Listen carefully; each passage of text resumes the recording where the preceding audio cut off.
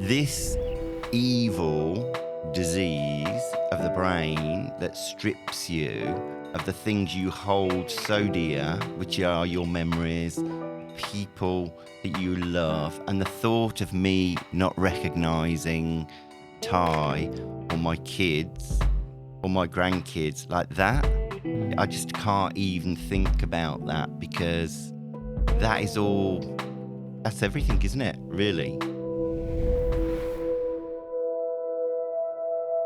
Different sort of episode today. Yeah. We've already spoken to Jim Rogers, and we wanted to just do a quick intro now, just to talk a little bit about what you're going to hear and just to give you a little bit of context around this. How long after we interviewed him did you stop thinking about him? I just couldn't get him out of my mind. I texted my wife straight away afterwards of things I want to do and change in my life. I felt so inspired by this, by him, So that I wanted to live life a little bit differently. I rang Jam immediately as I was walking away from the studio, and I said, "You are going to love this man because he is an inspiration." Yeah, and so lovable. So lovable. Yeah. Yep. Feeling very bad I didn't call my wife after this episode. No, I called her. Oh, thank you. Thank you. I knew you'd forget, so I called her. Yeah. This man has the most extraordinary aura about him. He's just the most beautiful person. And we should explain why we're talking to Jim, why Jim is on the podcast. Yeah, well, so Jim has dementia, and we, for a while, have been wanting to chat about dementia. It's something that affects so many people. I'm about to try and make it look like I'm not reading, but I'm wearing glasses and I've got a laptop in front of me and I'm staring at a screen, so it's going to be hard. And you've just said you're reading. Yeah. You could just read it. Yeah. I should read it, Hugh. Oh, okay. Yeah. Thanks for the permission. Permission granted. Okay, thank you. So we just wanted to give people a bit of background on what dementia is before we jump into this episode, because we don't really do that throughout the episode. It's more Jim's experience with dementia. Story. There are 3 acts to this episode. Yeah. 3 very different stories. The first 2, I still can't even believe they happened. But then, the third one is about his struggles with dementia. So dementia is a term used to describe the symptoms of a large group of illnesses which cause a progressive decline in a person's functioning. It is a broad term used to describe a loss of memory, intellect, rationality, social skills, and physical functioning. So that's dementia in a nutshell. So many of us will have known someone who struggled with dementia or perhaps loved or cared for someone with dementia. But then I think also a lot of us have this very, very deep fear of dementia ever happening to us or someone we're very, very close with. Yeah, it is one of my biggest fears. I mean, I know a few people a lot older than Jim, because Jim's is early onset, and I've always associated it with like a thing that happens when you're old. I mean, when I was a kid, I used to think the word Alzheimer's was old timers. I just always associated it with, and that is often how we are introduced to it, is with an older person. A big part of my motivation for my well-being, honestly, is to try and reduce things like dementia. Yeah. So here's some statistics that just really blew me away. So dementia is actually the leading cause of death for Australian women. It's the second leading cause of death for all Australians. And there's provisional data that suggests that dementia will soon be the leading cause of death. In 2024, it's estimated that more than 421,000 Australians live with dementia. Without a medical breakthrough, the number of people with dementia is expected to increase to more than 812,500 by 2054. So, I mean, this is something that affects so many people. And it's the kind of thing that there's the effect on the individual who has a condition, but then something like dementia, the effect on the loved ones, it's just so heartbreaking and brutal, and it's just devastating. So that's kind of why we wanted to do an episode on this, and we just happened to find, thanks to Hamish McDonald, the most incredible person who is not famous. With the most incredible story. Well, I don't want to build it up too much, but one of the most amazing stories I've ever heard someone say to me face to face. Yeah. That's not building it up too much. Like if I had have met Harry Potter, and he told me his story, that would be better. But I haven't met Harry, and so this is the best. Okay, let's move away from Harry Potter and give Jim the introduction he absolutely deserves. Yeah, well, we hope you enjoy this as much as we did. It's heartbreaking and it's heartwarming in the same breath, and it's an extraordinary story of love. So we hope you enjoy this. I fall in all you do. The glade in the garden. I reckon it'd be really nice to hear about how you met your first love. Okay, so I come from a small town in the UK, and I was living there at the time, as was my wife. And as we got into our late teens, I think one of the main key factors was I had a VW Beetle and was a bit of a bug fanatic. Punch bag, no returns. And she was the same. And so we were sort of in the process of meeting at these, they were called bug meets, you know, everyone would go along. Some people would have the most beautiful VWs that you could eat your dinner off, you know, in the engine, they were so superb. And then others would have literally the headlights taped on. They were so bad. So your first love was the car? Yeah. Okay. And it just grew from there. It got to a point where it just changed from being, you know, in each other's company to suddenly we were a couple, and, you know, I was crazy about her. What was her name? Lorna. Lorna. Beautiful human, very creative, arty, funny, superbly committed to everything, always wanted to give everything 100%, you know? Mm-hmm. You had kids together? Yeah. So we were quite young to start having kids, but How old were you? 23, Right. Okay. which by today's standards is really young, you know? Yeah. And so we very quickly had a couple of kids Mm-hmm. and then a surprise one. Mm-hmm. So then before you knew it, we had 3 under 3. Wow. And so that was huge. But it's a lot of strain on you, 3 under 3. Mm-hmm. Yeah. And if you're familiar with the UK weather, the kids are always snotty or, you know, they've got a chest infection or something. And Lorna and I were addicted to travel, addicted to holidays. So we always had a couple of holidays banked up. Yeah. Mm. And eventually we watched some program and it inspired us to think about emigrating to Australia. And the more we mentioned it, the more crazy everybody thought we were. You know, you can't do it. You've got all you know, these little kids. You don't know anybody. You're going to do it. How old were the kids at this point?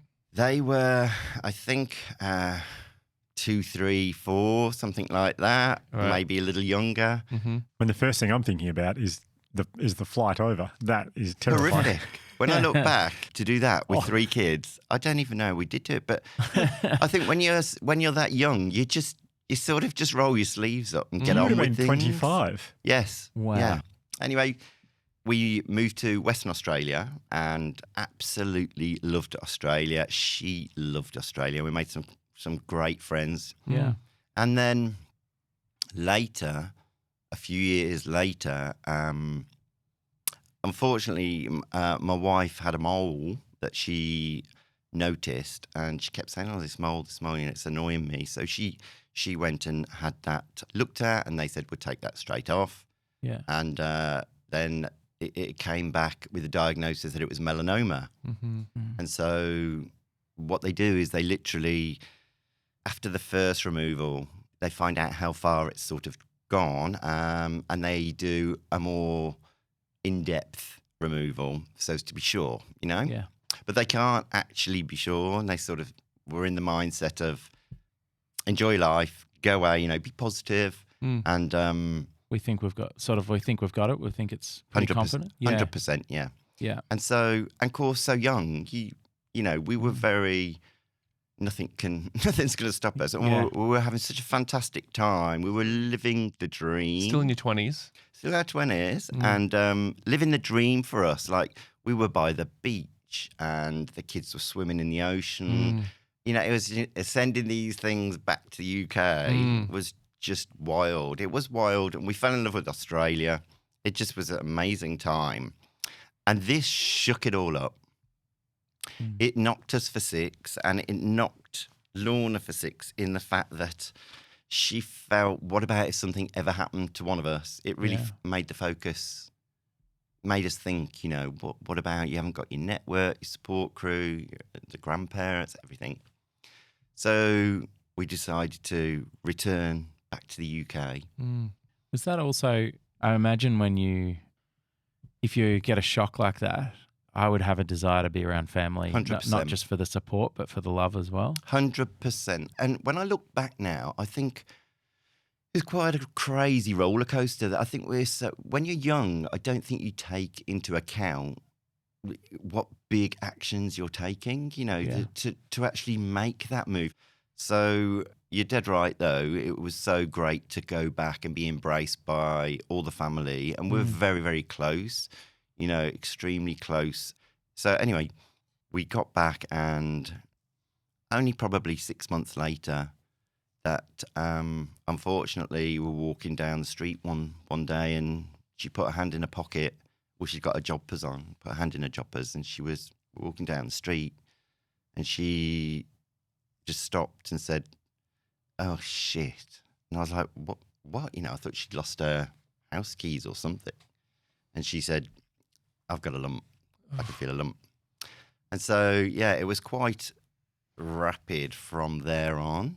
And sorry to stop you, but at that moment, you guys knew what that was? Yeah. Okay. And also, once you've had something like that, you start looking into it and researching a little bit, so you know sort of what things, you know, you've got to be looking out for. So a melanoma is pretty serious, so it's like you've got to be pretty focused. And so when you do find something like that, you've got to let them know straight away.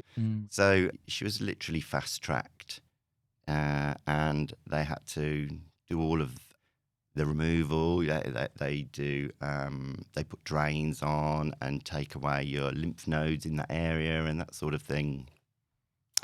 And so it was pretty tough because she'd felt that she was being very positive, getting on with life. However, this was always something she was worried about in the background. Like, you know, they're saying I'm fine, but what if there was something wrong? You know, it plays with your mind, plays with you. Scary. Very scary. And how are you at this point when you're? I was quite okay, really, because I tried to be super positive. Yeah. And we were so young. You never in a million years think this is going to go any more than that, you know, literally. So they did all this big operation.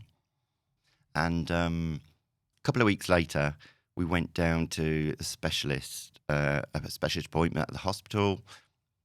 And they literally said, "She's okay, you know, we think she's okay, and we'll keep an eye." But for me, I just felt as though, you know, in your gut, something's really not right. And she was so weak walking out of the hospital. I just thought, this isn't right at all. And she'd got into a wheelchair. She was so tired, you know. So I got her in a wheelchair, and I literally turned around, marched back into the casualty. I'd got one right on me and said to them, "I don't care what you're saying. She doesn't look well at all. I think she needs to be scanned. You need to check it." And they literally were going, okay, you know, calm down. And so they did. And this is back then. So it wasn't quite as, you know, everything's so available now, super scans all the time, or ultrasound. This is 25 years ago. And immediately from that scan, you could see that it had travelled, it had gone to various places, and she was admitted immediately then. And it was just awful, to be truthful, because I'd done so much investigation with,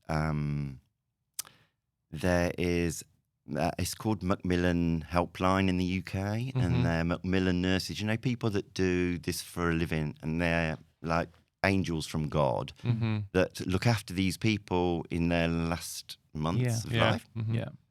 Those people run a helpline service. And I think Lorna and I had both been doing this call, you know, when she wasn't listening. Without the other one knowing. Yeah, and I think we were both protecting each other, you know, that neither wanted the other to think there was anything really bad happening. Yep. And so I knew that worst case scenario was 6 months, and a good scenario would be 2 years if it was really bad. I knew that. So I had a lot of anxiety at the time from worrying. And after she was admitted, and then I saw the specialist, and the specialist said to me, it's not good. And then I can remember thinking, what's he going to say? Is he going to say 2 years? Yeah. He's going to say 2 years, He's not going to say 6 months. Like, I can really remember it. It's like a pin drop, in that room. And he was a young guy. And he said, we're looking at around 48 hours. 48 hours? Hang on, what? I was like, what? What? I just couldn't even believe the situation. And so 2 days. 48 hours. And the kids are at We're home? at home with my mum and dad. And so I'm then saying, I want a second opinion. This guy doesn't know what he's talking about. I've been on the helpline. I know everything, So this guy was very good at what he was doing, and they brought somebody else, and that opinion was backed as well. And it was just unbelievable. Unbelievable. I can't even express to you how hard that is. If I could have swapped places with her on my children's life, I would have swapped within a heartbeat. Honestly, it was just horrific. Now, the worst part of it, there's too many balls to juggle in all of this. The worst part of it is she didn't know. So then I had to then not let on to her, because if I was to let her know, I mean, how do you even say that to somebody? So she wasn't in the room when he said... No. She was in the hospital bed. So I was in the private room. So what do you so then I had to go, you're fine. We're going to get your pain relief sorted out, and we'll hopefully go home, and be all this. And she was like, good, like it's killing, like various pain, I'm over it. I just want to get out of here. As you would, imagine now your partner, you know. And so I said, okay, well, I think the best thing to do is I go home, get changed and everything. It'd been like long night and stuff.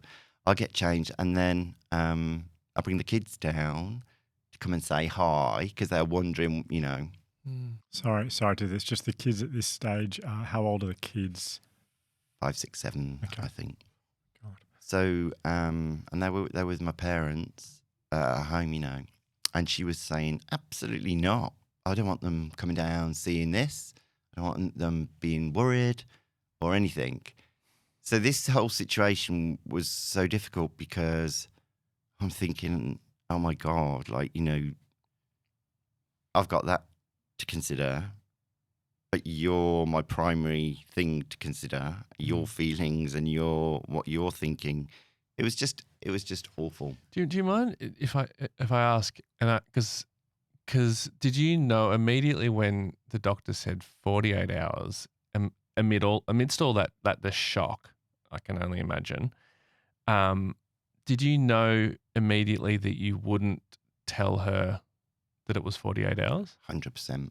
Yeah. Yeah. There was no way Yeah. that I just couldn't do that. Yeah. I couldn't come and tell you that. Yeah. How do you tell somebody that? I don't know. I couldn't. I just feel like I just didn't even know, how the hell am I going to get through this? Yeah. How am I going to do this? Oh. It's like it was Yep. in your face. It's just, it feels like the sort of thing that no person, it seems completely unfair at the least that any person should be put in that position to have to, And she was, so nice, so caring, so kind, fantastic mum, so lovely. It's like, what the fuck? Like, why me? It made me so bitter and angry for so long. I'd look at people and think, this sounds awful now, but I'd look at people and think, why aren't you dead? yeah. wasn't your family ruined? Like, you know, I used to be like that. Mm-hmm. Later, when I used to be taking the kids to school, it was so awful. So so you didn't bring the kids in, No. obviously. You had 48 hours in the hospital. You stayed in the hospital for the 48 hours? Yeah, the whole time. And was I'm guessing she was deteriorating quickly, so Yeah, probably wasn't and it was overly- more, it was that at that stage then about comfort and pain relief and morphine and everything. And it was really getting heavy fast, you know. I couldn't even believe it myself. I just couldn't. And then all I could think about was she was in a lot of pain. And all I could be insistent about was that I don't want any pain at all. Like, you know, if this is the result we're going to end up with, you know, make sure, I don't care what you do, I don't want her to be in any pain at all. Your suggestion to go home and bring the kids in to say hi, was that you trying to facilitate a goodbye? Yeah, because I was thinking suddenly, are you joking? Is it like, are you joking? This is like, we've got our whole life ahead of us. Yeah. It's like we've got a whole family here, and these kids, this is such a thing on your shoulders. Like, how do you plan it? What do you do? I mean, and at that age, it's not that they're going to come in and sit very quiet. You know, they're full of it. They'd be jumping on it and, you know, Mom, you know. And I'm kind of like, I only know you as you are now at this age, but I have to keep reminding myself that you were 31? 31. 31. God. So it was just so awful. And I just pulled everything together. The hospital was amazing. They let me get into bed with her, and, you know, I put her favourite music on and, you know, all sorts of things. Friends were amazing. I mean, all her family, like her brothers and sister were, like, everyone was at the hospital. It was just awful period. And I remember after it all happened and she passed away, I remember walking outside the hospital. It was about 5 or 6 in the morning. It's so surreal. And I walked outside the hospital, and it was the most beautiful morning. Like, the sun was coming up. And I remember standing there and looking and thinking, thank God, like, that bit's over. Like, that was so horrific, you know, to see her struggling and unwell and so awful. And I just thought, I mean, I don't even know how I got through that. And then the penny just dropping in my head, my God, now I've got to go back and I've got to just ruin my kids' lives, you know, because you can have anyone in the world, but everyone wants their mom, you know. It was just so awful. I can't even begin to explain. And they were, you know, like... Did you go straight home at that point? No. I went to my brother-in-law's. I was super close to my Lorna's brother, and stayed there. And I went and slept on... I hadn't slept. I slept on his bed, and he was sort of screening everyone and everything, and him and his wife. They were amazing. And my parents were waiting for me to come back, who knew, and it was horrific. I can't even explain this. It's so horrific. And you're doing an incredible job. And the time was set for me to go home. I don't know what it was, 2:00 or something like this. My mum and dad were taking them to the park and doing all these things, you know. And I was like just watching the clock with me thinking, you literally wanted to stop the clock from going round because you just knew that it was getting closer to me wrecking everything, because it's so life-changing. It is so life-changing for... It was awful for me, but for them. And I kept ringing my parents and saying to my brother-in-law, can we make it another hour? Yeah. Can we leave it a bit longer? Can we Yeah. go another hour? And it was to the point where he was saying, you can't push it any further. You're going to have to do it. And anyway, I went and I did.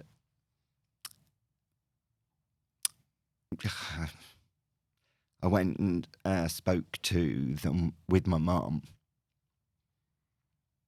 It was just awful. Awful. I can't even... Sorry, I can't even really explain. It was just so bad. Mm-hmm. Jumping past a little bit because it was just so sad. And I then had to jump into being super dad, really. And I wanted to just do everything for them, to be mom and dad all the time. So they were the best dressed kids going to school. You know, their hair was perfect. They were just the lunchbox, everything. I was on, you know, supernova. I was just, Yeah. and I'd literally get to the school, take them to school, you know, wave them in and walk back and draw the curtains, lie on the bed, cry, be depressed, hate everybody and everything, drink, do everything. And then 2:30, I would open the curtains and go back to the school, hi, you know, and get them, bring them home. And Wow. So you're almost like living two lives. it was awful. It was awful. And I had so much fantastic support from like my sisters and, you know, my parents and, you know, my wife's family, like everybody, our friends, fantastic. But nothing can give you that back. I couldn't even have her picture. I had this amazing picture for the funeral of her riding. She used to ride the horses in the ocean, and because it's great for their training. And it's one of her favourite things to do. And she'd go with her best friends in Australia. You wouldn't want to do it in the UK. You'd freeze to death. And she'd go and swim in the Indian Ocean with them. And I've got some amazing photographs of her. And I actually had it for her funeral with, you know, daisies around, because my youngest daughter's name's Daisy. And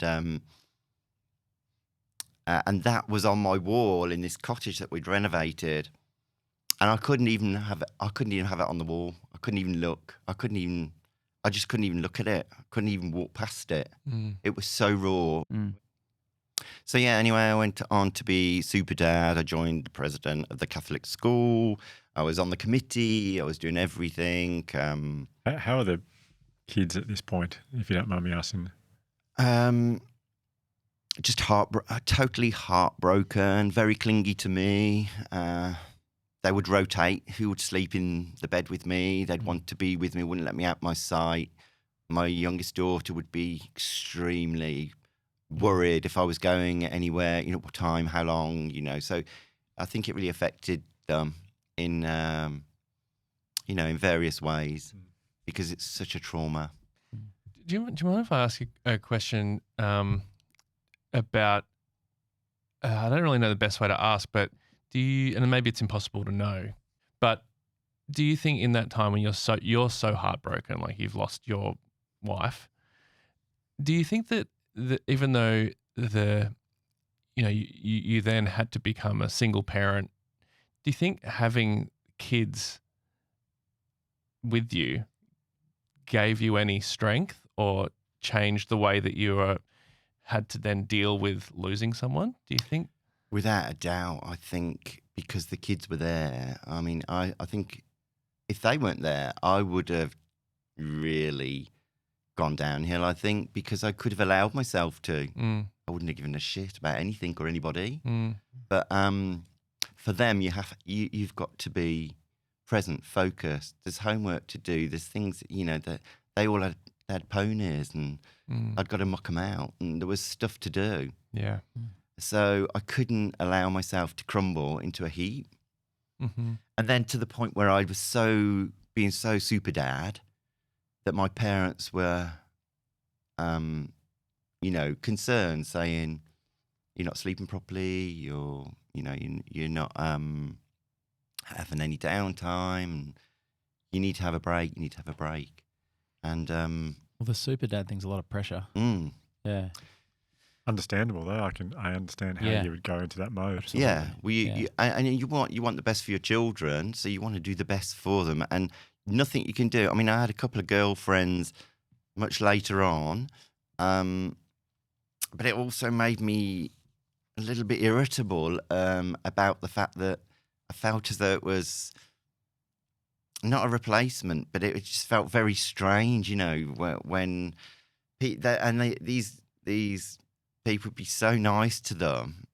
It would almost just, I can't even explain it. It's, Girlfriends is in like romantic partners. Yeah. Right, okay, yeah. you know, after the event, and people were so keen to see me happy, you know, and oh, poor Jim, like he's got these 3 kids on his own. You know, it'd be so lovely you could meet somebody, and you know, they could help, and how lovely, you know, and I know a lot of people sort of try to fix me up, so to speak, and there were some really, really lovely girls, you know, they were great, but I couldn't, you know. Did you? I know you obviously had lucky to have friends and parents, and did you look into doing any therapy or anything like that to deal with the trauma and grief? Or Fantastic opportunity happened for me because I was quite good friends with my GP. He was a brilliant guy, and he got the kids into the most fantastic counselling weekend, and it's very big in the UK, and it's for bereaved children, and you go to a camp for the weekend. Wow. And you get to do things like throw paintballs at things and get your smash plates and talk sadly, and for your kids to be amongst other kids, because it's so rare to go through and so traumatic and so huge. It's so final. It's so final. There is nothing quite like that, you know. It's just that everything changes, doesn't it? Yeah. You know? Your parents are your everything when you're Even if you can't stand them, you know, which a lot of folks don't like the parents, but at the end of the day, they're yours, warts and all. And once they're gone, they're gone. It's so awful. It must be so terrible for kids that lose, you know, parents. It was incredible that this was put together. And I'm trying to think what it was called now, and it'll come to me in a second. This dementia is a nightmare because everything is like under a filing cabinet up there with dust on. Yeah. But these stories are so vivid, and my long-term memory is so superb, you know. It's just, anyway, we'll get onto that. Yeah. So this place, it was superb because all the parents were in the camp too. So I had some counselling through that, and that was brilliant, absolutely brilliant for me. Yeah. I had a question that I've thought about, and I've wanted to ask someone like yourself, but I've never had the chance, so I hope you don't mind me asking it. No, This thought occurred to me, and I expressed this to my wife. We've got 2 kids, 2 and 4. Oh, nice. Yeah, beautiful little boys. And I said to her, I have a feeling that if you were not around for whatever reason, the hardest thing, because the parenting's so hard, like it's challenging. So hard. But for me, I feel like the toughest thing would be when you'd had a good day that you wouldn't, like there'd be no one in the world that understood No one. that connection you have with the child. Like you couldn't enjoy the good moments. You know, your kids could fart and you think it's great, you know? Yeah. Now, your partner, their parent, that love is impossible to replicate, isn't it, from anywhere? Yeah. And so that was one of the biggest bereavements to me, was this journey we were on and what we'd planned, and they were our world, like our big focus in our world. And we just loved our whole unit. We thought we were amazing. And, we do all these things together, and we just thought it was great. And it was like somebody just came along and smashed it. And so I knew nobody's going to have those feelings for my kids, I feel. So you're so right. Humans are incredible that we have this invisible ability to adore and love things that are so important to us, like our family. And it's not till you get older that you really realise how incredible those things are. Yeah. And they just can't be replicated. No. And suddenly I can't share. There's no one in the world that I can share the feeling I have about my daughter doing that funny thing on a bike or something. Yeah. Yeah. for sure. Because you know it's undying love from your partner. Is it your wife? Or wife. Your wife? Yeah. You know, she'd do anything. Yeah, and And it's just, you can't get that from anybody else. no, yeah. So you have to live with that forever. That's gone. And it's all on you. It's all on your bloody shoulders. Like everything right now, like up to this age when they're grown up, not that, of course, they don't need you like that, but everything's still, it's only you feel as though it's very difficult to put into words. Yeah, to like be you're the honest. sole carrier of that love now. Yeah, because you just love them so much. Okay, so this story is only like a third of the way through. Yeah. I feel like I this is. know. I've regret never. having me here. I Not can at tell all. you. No, this is probably not a movie. It's more like Lord of the Rings. This is probably episode 1 of Lord of the Rings. But Yes. so if we move now to, I guess, if you're okay with that, move to sort of where the second part of the story really begins, which is, Shit a brick. I mean, well, that's the name of the second movie. yeah, movie is chapter shit a 2. brick. Shit a brick. So your parents, they're obviously worried about you. This is where the second chapter really starts. I feel like your parents are worried about you, and they say you need to get out of here for a bit. You need to go and have a holiday. Yeah, and they were quite strong, my parents, in their view, and amazing support, but they were like, enough. Like, you need to go away. I don't want to go away. You need to go away now, have a break. No, we've booked you a trip. So who would you like to go with you? We're going to have the kids. It's like that. From the heart, very kind. I was dreading it because the kids, didn't want me to be out of their sight. How many years later is this? About a year and a half, Yeah. something like that. And my sister was going, I'll come on holiday. And my best friends were going, I had friends from Australia going, I'll come meet you. So I had amazing options. And I was, I think, in a bad place, really, genuinely, mentally. I think my mental health was struggling. I hate the world type of thing. But I was putting this face on for the kids. Yeah. And so I was being all happy. But internally, I was like, I'm done. Like, how long can I do this for? So I said, no, I'll go on my own. I'll go on my own then. So I remember getting there, actually, and sitting on the balcony with a bottle of wine or whatever and thinking, what the hell am I doing here? It's beautiful. There's all these people hand in hand walking around. And I was thinking, like, why have I come? And anyway, I was like, okay, it's only a week, 10 days, whatever it was. And so I went down by the pool, as you do. There's all these people laughing, drinking. I was quite miserable. And this group of people kept saying, are you on your own? You're on your own. Come over, have a drink. Lovely people. And no, I'm fine. I'm going to read my book. Second day, third day, and I was feeling quite antisocial, really. These people being really lovely, trying to make conversation. Eventually, I said, okay, I can have a drink with you. And I was feeling pretty sorry for myself anyway. So it's a fantastic group of people, chatting to them all. Lovely, guys, girls. And then I sat next to this guy, and he was so interesting, so funny. I was chatting and great energy. And that was Ty. So Ty lived 100 miles away from me in the UK. And he was there on holiday with his friends. I was there myself. And from the minute I met him, I just really loved his company. Made me laugh, and I was chatting with him. I had a great time. And so this was great. Like, I was starting to enjoy this. And then a little bit later, a couple of days later, whatever, he happened to say he was gay, right? And from where I was from, you didn't know, there was nobody. It was a little bit like Little Britain, there was no gay in the village, literally. It was just, you didn't even know of such a thing, really. Yeah. I think I lived such a sheltered life in that regard, but didn't even know. I'd never even really ever met anybody. And, okay.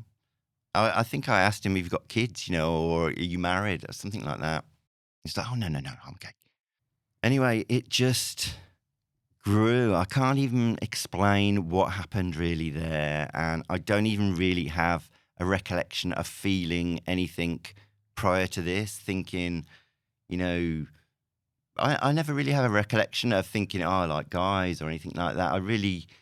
It's just was something about him that I connected with. Like there's something in those eyes, got great eyes that looked into my soul and something that just happened. It's beautiful. So Amazing. we pursued this friendship, which started to grow. I was becoming more and more involved with him. So when you say involved, you mean like It romantically? started to become a bit romantic towards the end of this trip, you know, and then I was thinking, How did you feel about that? what the hell are you doing? You know, there's so many different variations of people, which I've learned in the years to follow from chatting to people that were gay and talking to title bi or whatever. And somebody said to me once, there's a spectrum, 0 to 100. And very few people sit in the same place on the spectrum. There are people that are on 100, so totally heterosexual.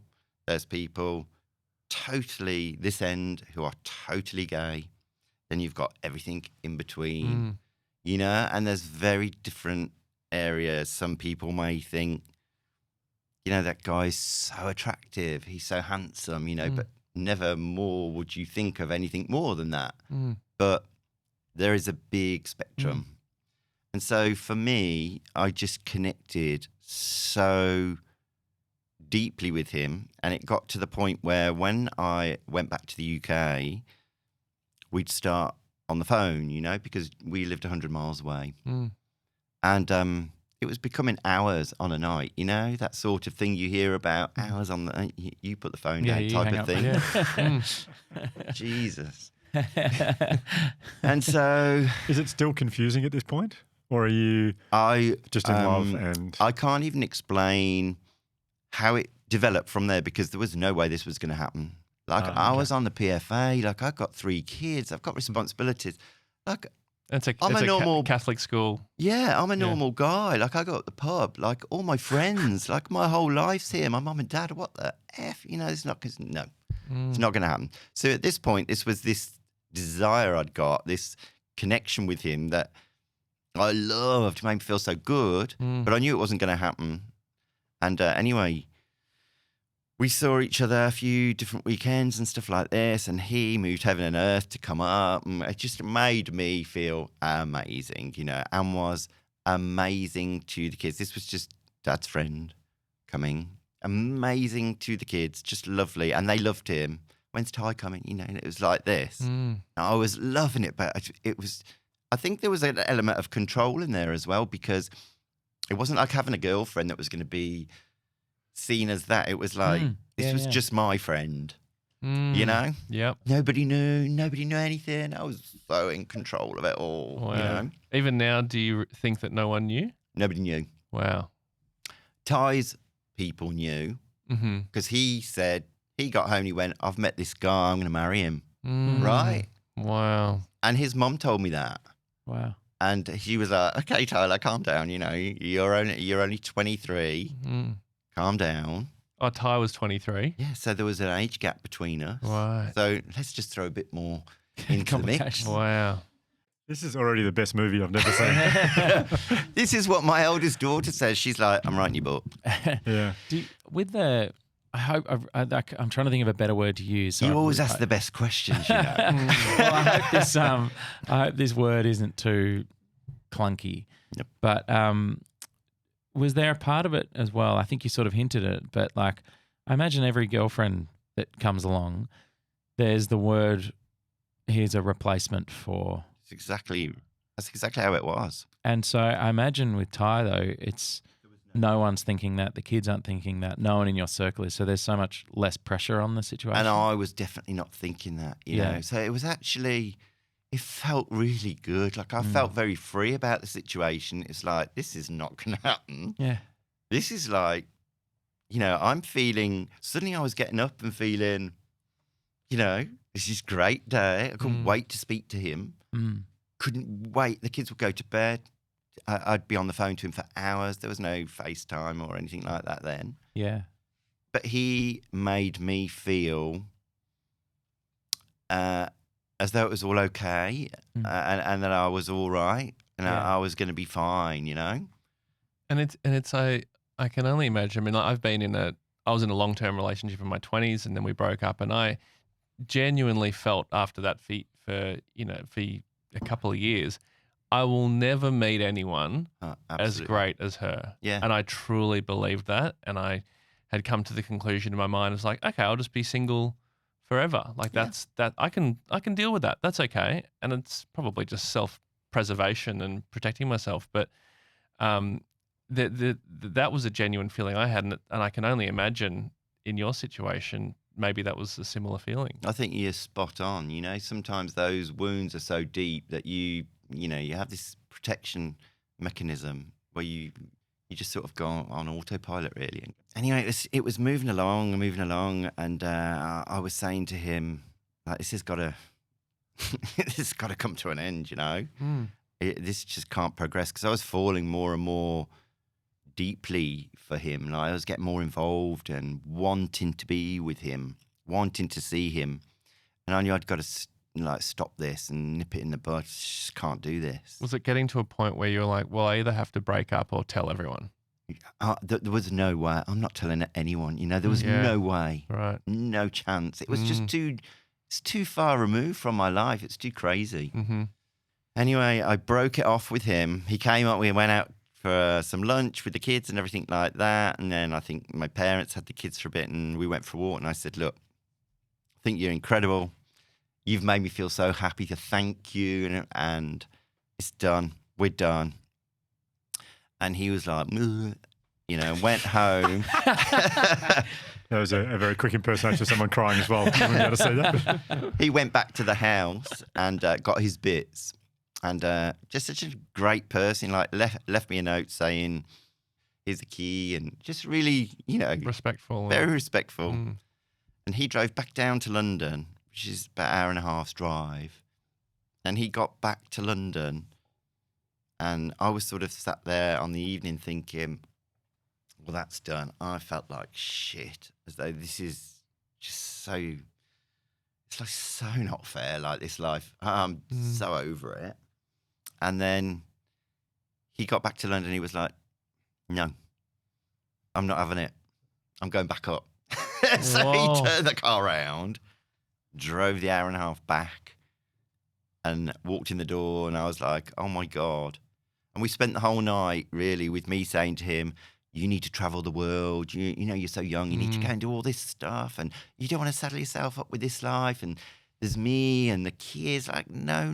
Like, you're mad. You've got so much ahead of you. It kept happening and kept going on. And the one day I said, this is so ridiculous. It sounds far-fetched and untrue. This is a gospel truth. I said to him, the only way this could work really is if the house next door came up for sale, right? So we drove back in, and just as though something from above, the little man was putting the sign, Putting up the for sale sign. and we were like, Oh my God. Wow. and we sat on the drive, and we were like, we looked at each other and went, just ridiculous, you know? Did he say, I think I'm going to need to find a mortgage broker? He never said a word. Because he is a mortgage broker. Yeah, that's he's the- a mortgage broker. Yeah. Oh. It's great, by the way. Best guy. The next day, literally, he rang me and he went, deal's done. I bought it. Whoa. Without consulting you. Yep. And I was like, what? Like, yep, they've accepted the offer. It's meant to be. I'm buying it. You know, I don't care. I'm moving up. Bit keen, Tyler. Wow. And I was like, oh my God, this was a big deal. Like, you know, there's so much pressure, like my friends and family and everything like this. And then I've got this lunatic from London moving up to live next door. And so it started. That's how we started out, you know. Yeah. And the weirdest thing in the garden was all these fence panels. You know, you got big fixed fence panels. Yeah. Weirdly, in the middle of the garden, the panel was a smaller panel, and Ty's dad came up, and Ty's dad knew everything. Who's an amazing guy, and he said, "That looks like it'll pop out," and it just popped out, and so this is what happened. Like oh this, my, there's a little gateway. yeah. So we were literally living for quite a while, round the back, but going out the front, and this is how we were living. Ty lived in his house, I lived Oh in my my gosh. house. Wow. The commitment that he made to the situation is just obscene. He would come around and sleep with me and set an alarm to get up at 4:30 to go round to his own house before the kids would wake. It's just, when I look back, I don't even know how we did it. Anyway, that went on for a long time, and to cut a long story short, because we'll be here till next week, I reckon. That's totally fine with me, by the way. This is great. This is so good. We bought a house. We decided to buy a house together in the countryside on acreage with a tennis court and lots of room, stables for the kids and everything. And that's the only way we could handle making this life together, which was slightly away from the town and to try and sort of slide into obscurity a little bit. It was so difficult. Oh, really? So you thought the only way that we can live together with the kids is if we're remote, Yeah. away from Remote everyone. Yeah. and hide it. Yeah. Okay. And this is a big deal back then. It's like this is over 20 years ago. And it's small town people, so you just couldn't go out and go, "Look, this is the way it is." So we were very, very mindful of how the kids felt. We didn't ever want them to be picked on or, feel different. And they'd been through so much. Honest to God, when I look back, I think, you couldn't make it more difficult. So when did the kids work it out? Did you tell them? We always said, if ever the kids clock on and realise there's something more, that we'd never lie, and we'd sit down and have the conversation. And I think my oldest daughter, she said to me, "Oh, there's some friends at school and they've got two mums, And she said, it would be a bit like you and Ty, wouldn't it? Being two dads. And when you just got this feeling. So I was literally pulled over. And then we had this whole conversation. And so, there was definitely an element of shock that followed. But fortunately for me, they loved him. And it was an organic situation that grew. He's so kind and so compassionate and so caring of the kids, And all he wanted, truly, was me. That's all he wanted, And I felt so important that that's all that he was bothered about. Yeah. And now, of course, we're grandparents to 4 Wow. kids, and they adore him. And to them, it's funny because if he'd have been a girl, his mum was going to call him Tyler for a boy and Poppy for a girl. And it's funny because the grandkids now call him Poppy, me grand, Oh. and him Poppy. And No. and now he's like, I ended up Poppy anyway, But they adore him, and he's just so kind, truly amazing human. Yeah. So if episode 1 is heartbreak, episode 2 is shit a brick. We're about to reach episode 3. What would you call episode 3? I mean, This is shite because we got this great English life, great house, ponies, everything. Friends from Australia came over, and I'd finished with Australia, done, dusted, slammed the book shut. I don't want to ever go back because it was so wonderful for me at the time that those memories I wanted to really just leave alone. I never even wanted to come back. Too painful. And we had a bunch of friends come over who were Lorna and my friends. And this is how much of a wimp I am. I picked them up from the airport and had to take them to the pub to go, I left it to the last minute to tell you something. Oh. And they were like, what, you know? And I'm like, my partner. And they were like, what? So I literally left it to that last minute and drove into this place where we lived and they met Ty, loved him, you know, no judgment. They could see that the kids loved him and he was great.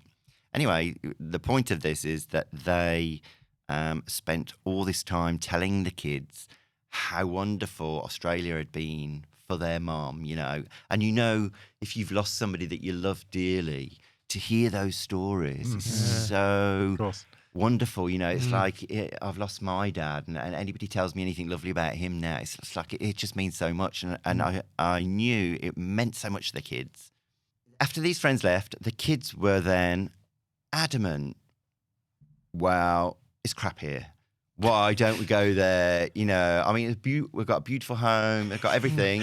It's like, Jesus Christ, what more do you want? England's crap. Rain, hate this, that, the other. We should go back, blah, Hate having blah, a tennis blah. court. Yeah, it's so boring on that tennis court. There's no sunshine. And unfortunately for me, Ty joined the club with them. So it was like 4 against 1. And he was saying, well, you know, I love adventure. I've never been. I'd love to go. Like, what have we got to lose? You know, and so that is again a snowball that just kept gathering pace. So, yeah, blink of an eye, back we went. So great time with the kids. They all grew up. Each one with their career moved to Sydney. And then they kept saying, just to let you know, never coming back to Perth. Like, Sydney's so going on. So eventually when we went over to Sydney, one night we sat at Circular Quay having some champagne, you know, and looking out and, you know, how glitzy and beautiful it is. And we just were, yeah, okay, then let's just make this move. So we did 10 years in Sydney and had the most amazing time. And then I was working for a company, quite a lot of responsibility, and a couple of colleagues were saying to me, we're having conversations, and I would say, no, I've never met them, and they'd say, yeah, you did, you were actually in the meeting with them, and I was, okay, you know, and you start to have a few of these things going on, and then lots of things were happening. I was getting very foggy. I was very busy in my work, juggling a lot of things and making quite big decisions. And if you get these decisions wrong, it can have quite a big knock-on effect. So I was quite stressed. And so I just felt as though things weren't quite as clear as they should be. Is this all the time, constantly? Yeah. And it was strange because I'd be thinking, you know, I don't know where I've put that, or I couldn't file this properly. You know, I'm quite an organised person. And so I'd say to Tart, I can't find these files or whatever I'm going to do. And he'd say, do you want me to have a look for you? And he'd have a look on my computer and go, what the hell? Are you drunk? What's going on? Like, there'd be everything all over the homepage. Just crazy. Compared to how you were. Normally, I would be like, everything's, you know, here, and it's all, you know, you reach for that. So he sorted all out. And Ty's very, you know, cross the T's, dot the I's, very, very meticulous. Sort it all out and go, I can't believe you've done all this, but sort it all out. And then weeks later, I'd be lost again and say, I can't find this and I need it. I've got a meeting and everything. He'd go back on and go, what is going on? Like, I've sorted this out for you and we're back to square one. Like, what is wrong with you? And then I have no recollection of the conversation. This is a problem now, you know, because these things, the continuity is so important. It's affecting work and other people. Affecting everything. A few people were noticing and a few people calling it out. And it got to the point where I would be raising it with my GP and saying, something's not right with me. I'm definitely, I'm weird. Like, I'm forgetting stuff. It's all confusing. How old were you at this point? Well, I'm 21 now, so let's go back. Same. Right. Yeah, twins. Hi. Yes. 21 forever. I was, say, 55 at this Okay. time. I'm Okay. 58 now, just turned 58. Good Okay. God, you look 21. Thanks. Yeah. Yeah. So eventually my GP was running like general questions and things, and I literally got them all right. So he'd go, you're over worrying. Stop thinking about it. So I used to go leave the GP and go, okay. And these are on my notes for a couple of years, like concern. But he'd reassure me and go, look, Jim, I think you're fine. You know, you're being dramatic, whatever. Mm. So it's fine. And then one day I went to my cardiologist and had an appointment. My phone kept ringing. And the cardiologist said, can you turn your phone off? You know, it was like pissing her off, really. And I was trying to do it. I couldn't do it. And I was getting all flummoxed. And she was watching me. And in the end, I said, can you just... And she was like, no, take your time. Mm. Just do it in your own times, no stress. She was like sitting back. And the more you can't do it, the more stupid you feel, you know, more... I was like, oh my God, like, just turn your phone on silent. What's the matter with you? I was going crackers. Anyway, she eventually said, are you having things like this happening? And I yes, this is what's going on. Like, I'm forgetting stuff. I'm making a mess of things. I'm losing stuff. I'm getting confused. And so if it wasn't for her, I would never have gone down that track. I would have just carried on working, making mistakes for a while. Mm-hmm. So she referred me to a memory clinic. They did testing, then moved me on to extensive testing. What's a memory clinic? How does that work? Memory clinic will do a series of tests with things, shapes, numbers. They'll ask you to remember certain things. They'll also show you stuff and ask you to pick out certain things. So it's like a whole analogy of how your brain's working and how you're perceiving information. Mm-hmm. Mm-hmm. So I didn't do well in that. Mm-hmm. And then they moved me along to brain scan. From the brain scan, then they move you on to things like PET scans with dyes and things like that they send in to do more in-depth information. Anyway, they contacted me and said, can we have an appointment? And can Ty be with you? You know when that's said to you? Like, I'm like, I've been down this route. Yeah. And I was like, why does Ty need to, you know, we just like him to be there. Okay. So we went and... What were you fearing anything specific? No, I just thought, now what? You know, I sort of wanted to know, what is it? And can I have a pill, please? Yeah. And can I get out of here? Mm-hmm. I'm so busy. I've got my whole life. I'm so doing stuff. And this is really annoying and inconvenient. Mm-hmm. At any point thus far, had you started to be taken back to that experience with Lorna? When they said, could Ty be here? Yeah. You know, it's sort of just, the penny drops a little bit and you think, Yeah. When we went there and they said, you know, unfortunately, your scans clearly show that it's younger-onset Alzheimer's. And so I was like, what? You know, like, what?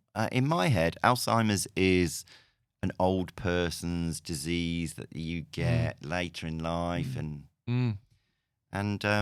it was like a smack in the face, really.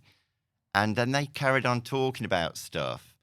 And I can remember it just not going in anymore, you know. I think I went into a bit of a shock that I didn't know anything about it, didn't really know what it meant. But I knew it was serious. So I knew I'd got to go away and do some stuff. And Ty was like, you know, Lots of crying again. Ty does do, like, you know, he's a very emotional person. So he, you know, straight away knew it wasn't good. And so first thing you do is you start looking life expectancy and all that, which is generally, you know, your life expectancy is 5 to 10 years. And from 5 years, it goes downhill. And this is what you read a lot of. I've since found loads of stuff. I met many amazing people who have Alzheimer's or dementia who are incredible people, you know. But for me, it was once I started to see this stuff, I was just like, shit, this is just not fair. You know, we've got all these little grandkids, everything's going great. And meanwhile, Daisy was in labour and due to have like our This is your youngest daughter. Yeah, I was due to have our grandson, you know, that next day. And so they had their Archie, our little grandson, and Ty and I we were upset and crying and worried and had all these fears. And then we had to park it and then balloons and teddies and things and go down to hospital and see them and, you know, just really get lost into that moment and be really happy and enjoy that moment because it's only a once in a lifetime moment, you know, in this new baby, new life that's just incredible. So that was amazing. But we had to hold all that in to protect the kids at the time and we hadn't processed it ourselves yet. Seeing a baby be born must make your diagnosis so much more poignant, though. Yeah, absolutely, because you want to be around, you know, you want to be involved in these kids' lives, and particularly with the magnification of that Lorna's not here, you know, so it was like a double whammy.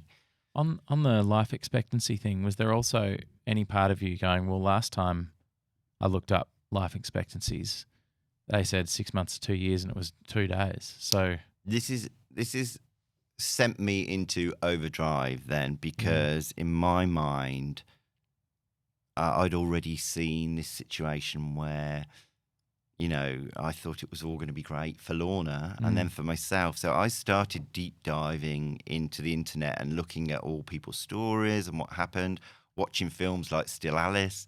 I don't know if you guys have ever seen that film. I thoroughly recommend you watch that. It's an Oscar-winning movie with Julianne Moore. And she is an extremely clever person that gets Alzheimer's, younger onset, and at 50, but rapidly declines. And often the most intelligent people can have a rapid decline, you know? So you've been through the other end where you hear this news about someone you love. I'm interested to know what happens to you when you're finding out the news about what happens in the next couple of months to you and what kind of place do you go to? I think for anybody getting this diagnosis, it is so startlingly dark. If you start to explore what happens to somebody who's been diagnosed with Alzheimer's and you see and you know, absorb people's stories, it's so awful, the things that can happen.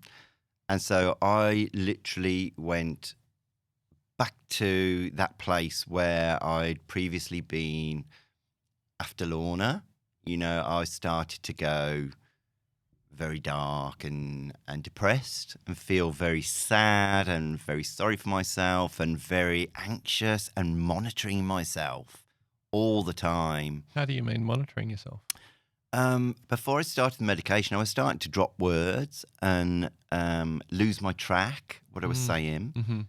And so the more I did it, the more anxiety it sort of gave me. And then I was feeling as though it was happening more. And then the more it happened, I felt as though it was happening even more. Yeah.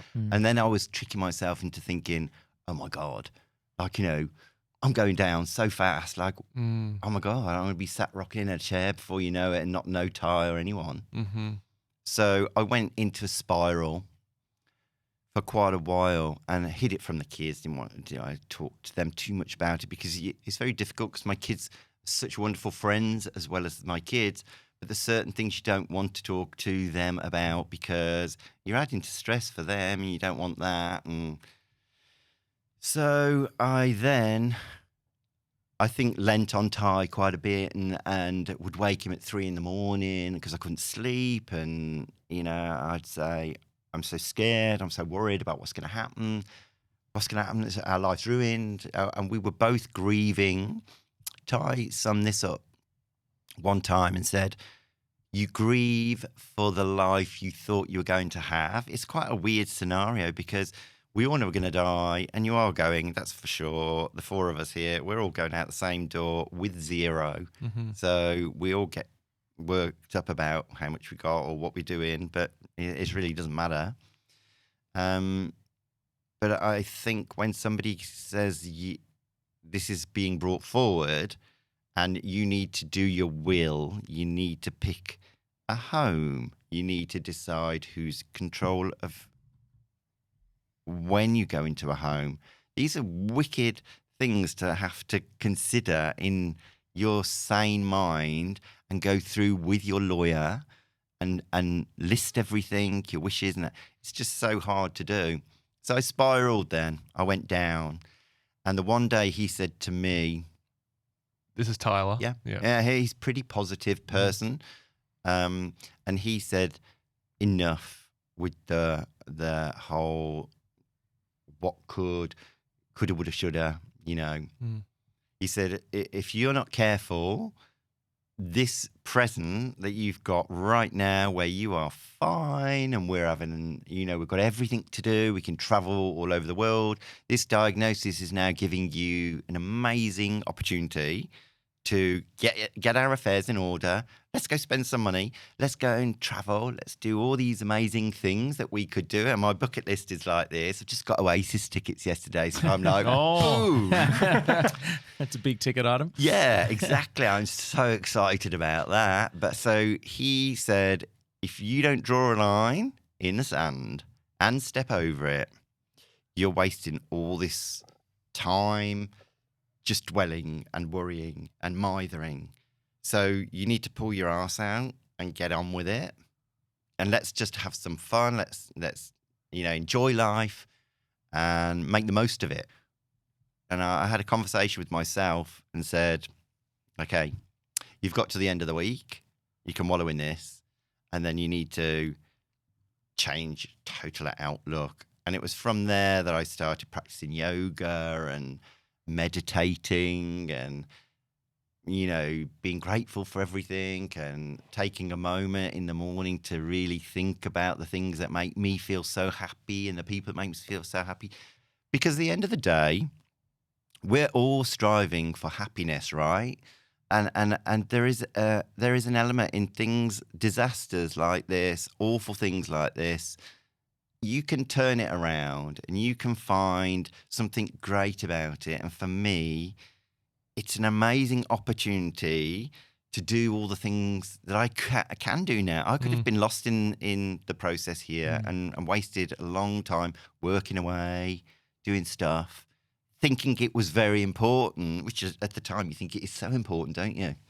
But it wasn't. It's not important. And what is important is the people, your family, your health, what health you have right now, and laughing, doing good stuff, being kind to people. These are the things that really give you ultimate, true happiness inside, Yeah. And no materialistic object can ever give you those feelings. Are you 3 years into your diagnosis now? Yeah, I just turned 58. So, yeah, it's just gone into 3 years now. And how does everything feel right now for you? I mean, what are the challenges you face every day?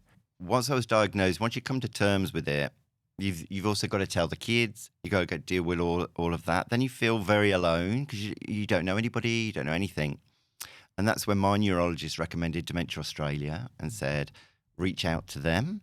And so they have a helpline where you can get hold of somebody to start you off and give you information. And they are just amazing. And so eventually they put me on a program to bring me in. And you do this program where you go through several weeks of learning all about what's going to happen, what you need to do. You need to get your affairs in order. You need to get your will sorted out, your duty of care sorted out. All of these things is very, very confronting. So they took me under their wing, and I absolutely loved that I met other people, and so put me in those similar shoes so I could understand. And then moving along from there, they said, would you be interested in doing advocacy work, for Dementia Australia as a volunteer, and I was so passionate about it. I was like, yes, this needs to be, everybody needs to know about this. Everybody's so stigmatized that dementia is just this awful thing and there's so many variations. So I started doing some advocacy work for them, and then that led to them creating this podcast called Hold the Moment, and they said, would you be interested in co-hosting it? And so then... I can see why, by the way. Oh, thank you. And then they said it's with Hamish McDonald. I was like, oh my God, he's an amazing guy that is so talented and so great at interviewing people. So for me personally, I have done everything in my power to stay well, and I'm so blessed to get a very early diagnosis. So potentially there's no familial line for me. Some people have got a familial line where you have got it all in the family. A friend of mine back in the UK, she had it very young, and her sons have both got the gene, which is just a terrible, terrible thing. But for me, they think it's a mutated gene or head injury. I had a bad fall from renovating a property, and I fell down a flight of stairs with no stairs and hit my head on the concrete. So that could have been it, but I have done everything in my power. So I eat super well, like a Mediterranean diet. I try and stick to everything. I don't eat meat, stick to fish. I exercise, I meditate, I practice gratitude. I try to be calm, not to be stressed, do nice things, surround myself with nice people. So I'm doing everything possible for me to try and delay the progression. And some people don't respond so well to medication. The medication I'm on is the highest level that I can be on, but I've responded superbly to it, and it's really been great for me. I actually think that I feel as good as when I was diagnosed. Wow. I don't feel as though I've gone down. I do get confused and lost sometimes with directions and things like that. If I go, say, to a shop or something, I can suddenly not realise where I am, and it can be quite scary. This question's coming from a place of complete ignorance about this. I'm learning about dementia really for the first time. If I'm talking to you and you are struggling to recall something, what is the best thing for me to do in that situation for you? For me personally, would be just to go over it again. If I'm unsure of something, just go over it again. And I think for a lot of people with dementia, when they're much further down the line, they become quite insistent about incorrect things, or they get jumbled up. And a lot of people can spend a lot of energy correcting them and making sure they realise they're wrong and that this is actually right. As the journey progresses, the better way really is to, this is a quote of Hamish's actually when we were talking about it on the podcast, and it was detect and reflect, something like that. And what it means is, rather than argue it out or be, so adamant that cup is white, if they're saying it's blue, move along and let's talk about the water over here, and just reflect, deflect. That's the word. Sorry. Deflect, Yeah. Yeah. So that would what's be the point really at that point of saying that's. But I find people tell me I repeat myself a bit now and there's stuff like that, and I also have to make sure that your energy is so low to what was my normal self, and so I have to allow myself to rest. And like for this, for example, I made sure I was totally rested because I was going to be yap here. And after this, I'll be exhausted, but happy to just go and chill. But I have terrible sleep. I used to sleep fantastic. Now I have to rely on medication to get me through the night, which is rare. I have terrible dreams. In fast forward, I see things so vividly. I feel drained. I get anxious, overwhelmed. So I'm fighting to just stay who I am, and just be me. I'm just trying to stay me. Yeah. I don't want to see any of this, and I don't want to go anywhere downhill. I just want to be. I love everything that I do. I love everything. I love everything about my life every day. Mm. I always had in the back of my mind for every birthday Lorna missed was always something that I really thought about, and every year I would sit and think, I'm 42 or 44 and that she didn't get this, So I've always been very grateful for things, Yeah. but even more so now, it's magnified it hugely for me. So I try to really be compassionate and love people. In fact, I'm too nice, perhaps, sometimes. I can't help but compliment everybody and go and tell people nice things all the time. It's just quite excruciating. Ty goes, for God's sake, they were poached eggs. You don't have to go and say they're the best poached eggs. But I love making anybody feel good. I think you can touch people so much. And it takes so little. Yeah. Don't get me wrong, I'm not a bed of roses, and I'm sure Ty has a lot to put up with, and I can go from 0 to 10 now and get really overwhelmed over the most ridiculous stuff. I lose stuff. I've lost my phone 3 times since I've been here. I put things in the wrong places. I open it up and go, what is that doing there? I was like, you put it there, it's like stuff like that. So there's weird things. You just got to be really positive, really enjoy everything that you've got right now, and try not to look too far down the road because it ain't a good road that you're going to be going down. And that's a whole nother story because I personally don't want to go down that road.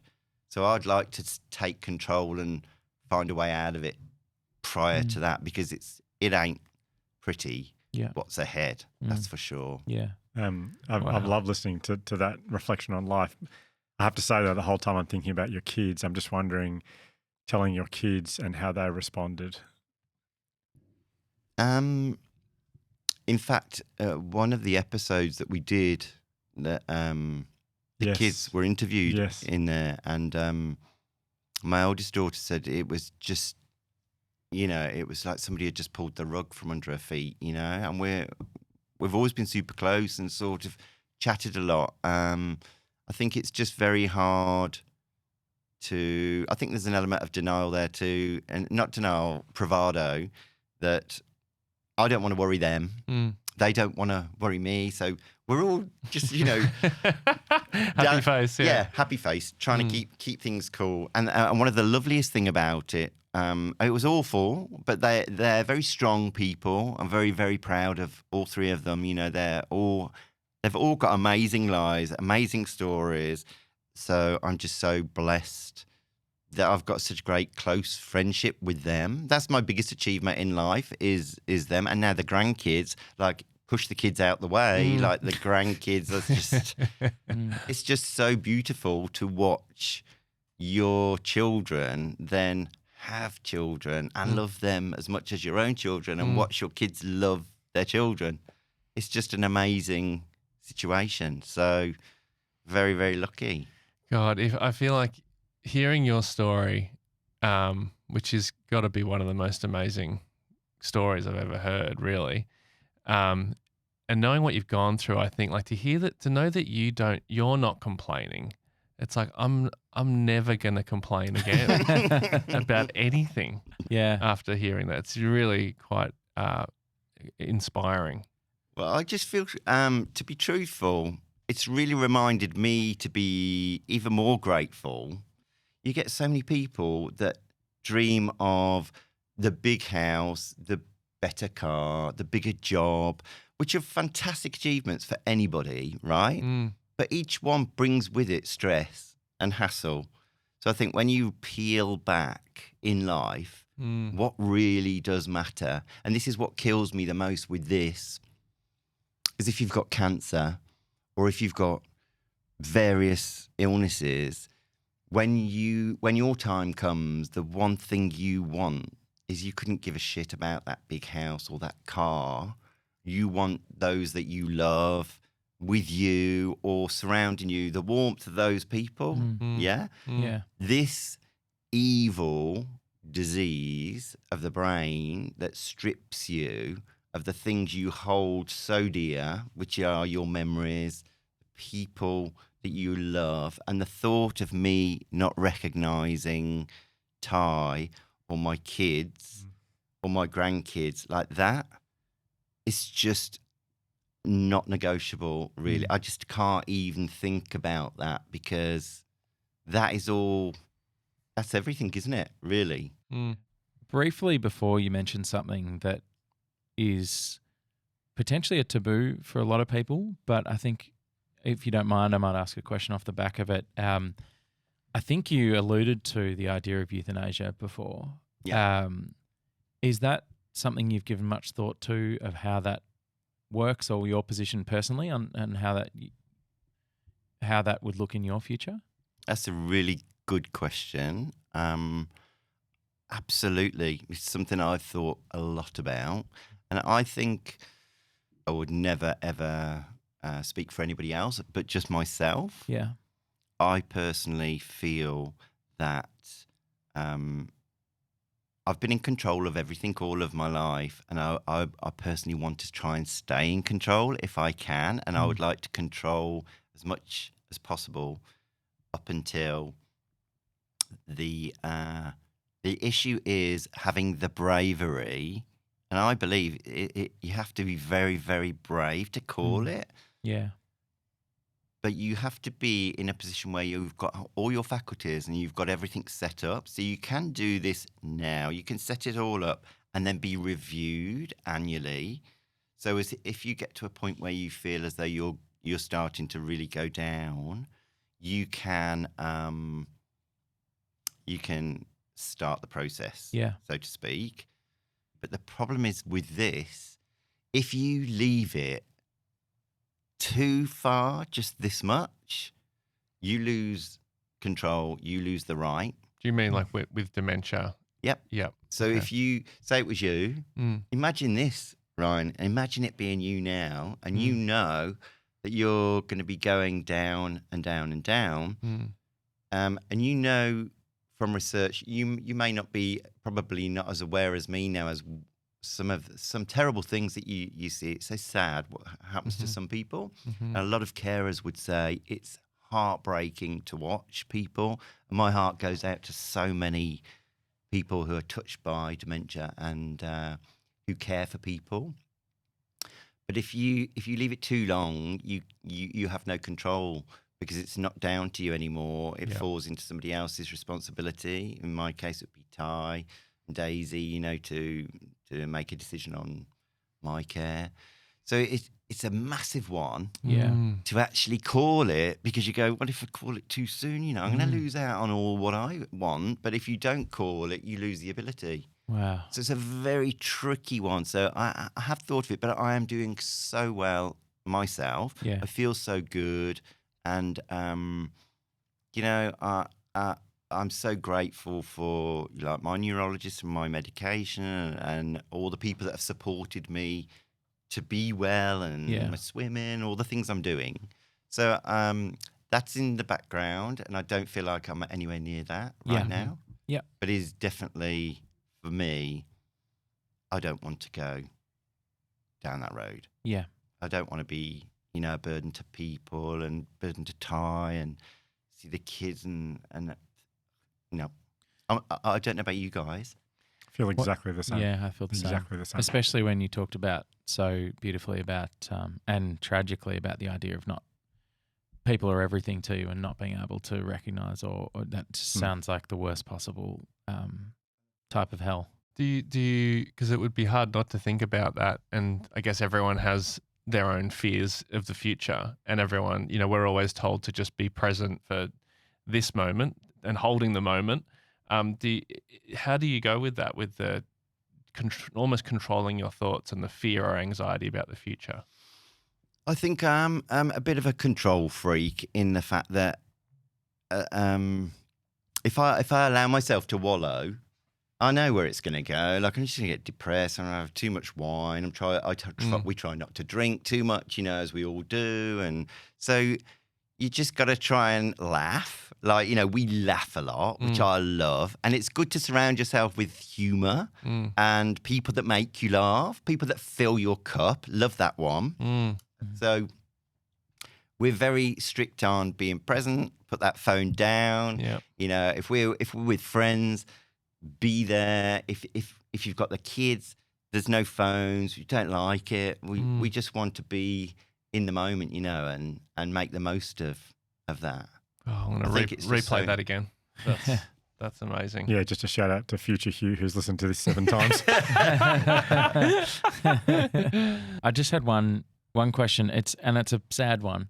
So sorry to That's okay. be sad. I said you asked the best question. Well, I'll see how you feel after this one. You're such an incredible storyteller. Thank you. It's a real gift. And when you were telling those stories about Lorna, it was so present and so real. It's hard to imagine that it was over 25 years ago. I don't know exactly how dementia works, but that must be terrifying. Is there a chance that you won't be able to remember those stories one day? Yeah, because for me personally, my immediate memory is the issue. That feeling of going into a room and you go, what have I come in here for? Yeah. Mm-hmm. But it happens 20 times a day. It's draining, tiring. And you go, but I used to go, and now I go, okay, let's just wait. I'll wait. And it truly is like there's 2 little guys in brown coats inside going, hurry up, like find it. Going through the filing cabinets. What does he want? Get it. We got there, So that's my issue right now. But long term, it starts to steal more from you to the point where it can steal all of it. And so it's terrifying and extremely frightening that you may lose the ability to make decisions and reminisce about all those beautiful things. And we were interviewing a amazing couple the other day, and she had lost literally her ability to talk now, and slowly was, going downhill.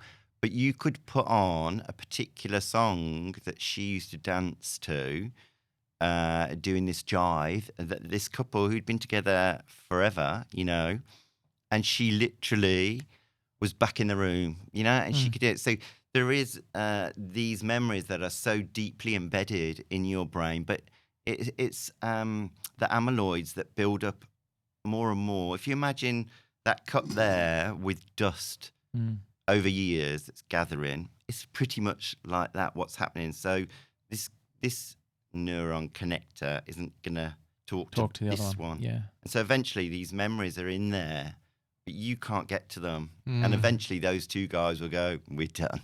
We're not doing any more. So that is my biggest fear. Yeah. And I think more so through the grandkids now, because they're so pure and beautiful and they light up our life.